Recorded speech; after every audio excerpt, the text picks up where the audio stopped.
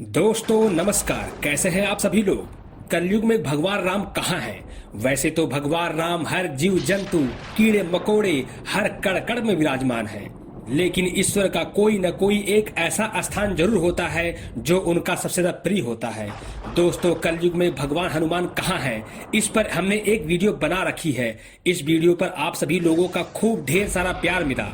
दोस्तों, अगर आपने वह वीडियो नहीं देखी है, अगर आप देखने का इच्छा रखते हैं तो ऊपर आई बटन या फिर नीचे डिस्क्रिप्शन बॉक्स में वीडियो मिल जाएंगे। दोस्तों, वीडियो को पूरा देखें क्योंकि कहानी का निचोड़ व सत्य बातों को आप समझ पाएंगे। अगर आप भगवान श्री राम के भक्त हैं और अगर आप भगवान श्री राम के साक्षात दर्शन करना चाहते हैं तो यह वीडियो आपके लिए ही है। दोस्तों, चलिए जानते हैं कि इस कलयुग में भगवान राम कहाँ हैं। दोस्तों, जैसा कि आप सभी लोग जानते हैं कि श्री राम की भक्ति में तुलसीदास ऐसे डूबे कि दुनिया जहान की सुध ही नहीं रही। तुलसीदास भगवान की भक्ति में लीन होकर के लोगों को राम की कथा सुनाया करते थे।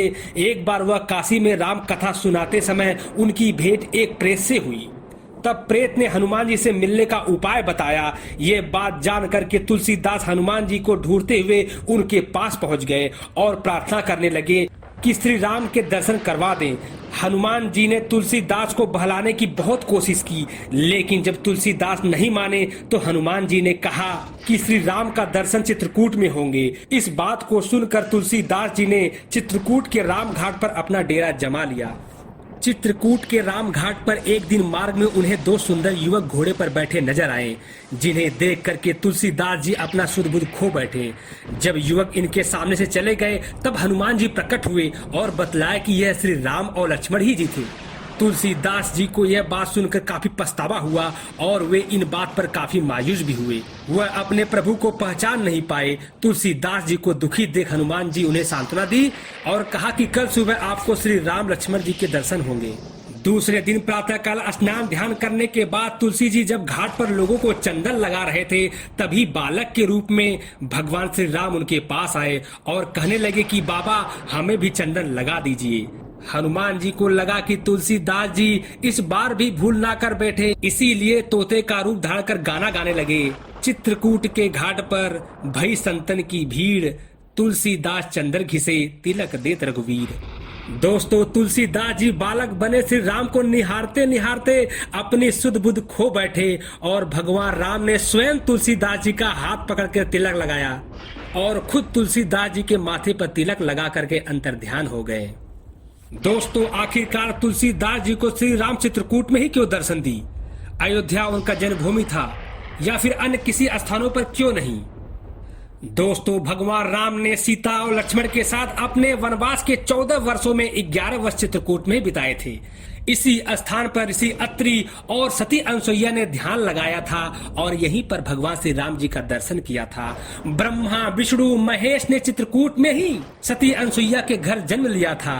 हाँ, इसी जिले से सटा हुआ एक स्थान राजापुर है। यही श्री रामचरितमानस का मूल प्रति रखी हुई है।